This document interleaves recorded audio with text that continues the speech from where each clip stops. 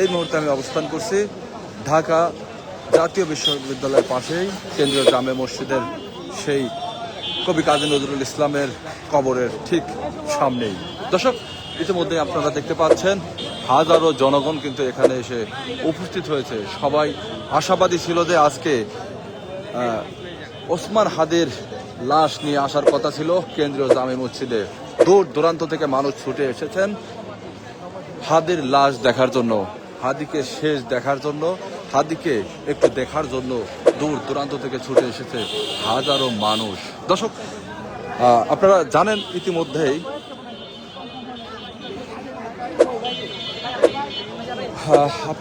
ইতিমধ্যেই আজকে কিছুক্ষণ আগেই বিমানবন্দরে তার লাশ এসে পৌঁছায় এবং সেখান থেকে কিন্তু আমরা যতটুকু জানি যে তার লাশটা কিন্তু হিমাগারের উদ্দেশ্যে নিয়ে যাওয়া হয়েছে, তার নিথর দেহ।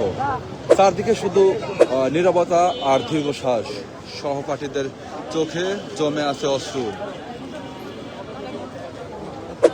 শিক্ষকরা শুধু স্তব্ধ হয়ে তাকিয়ে আছেন আকাশের দিকে। আজকের এই দিনটি ইতিহাস হয়ে রইল। শহীদ ওসমান হাদি আর নেই, কিন্তু তার আদর্শ রয়ে যাবে চিরকাল। বিশ্ববিদ্যালয়ের প্রতিটি ইট যেন আজকে কাঁদছে।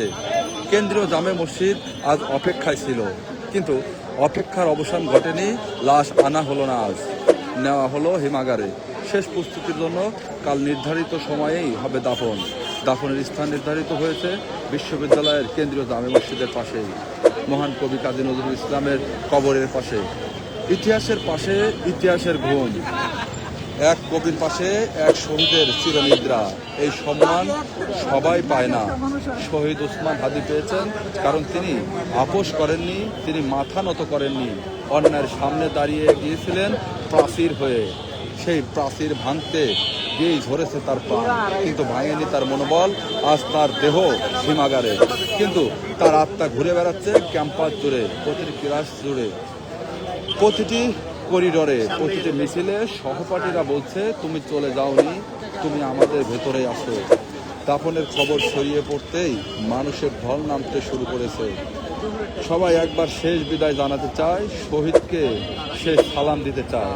বিশ্ববিদ্যালয়ের প্রশাসন প্রস্তুতি নিচ্ছে, নিরাপত্তা জোরদার করা হয়েছে, শোকসভা আয়োজনের কথাও চলছে। ব্যানার পোস্টারে ছেয়ে গেছে এলাকায় শহীদ ওসমান হাদির অমর। এই স্লোগান এখন সবার মুখে। কাজী নজরুল ইসলামের কবরের পাশে ঘুমাবেন আর এক প্রতিবেশী আত্মা। একজন কবি কলমে বিদ্রোহ করেছিলেন, আর একজন বিদ্রোহ করেছিলেন জীবনে। দুই বিদ্রোহের মিলন ঘটেছে মাটির নিচে। আজকে এই সিদ্ধান্ত আবেগঘন, সম্মানজনক এবং ঐতিহাসিক।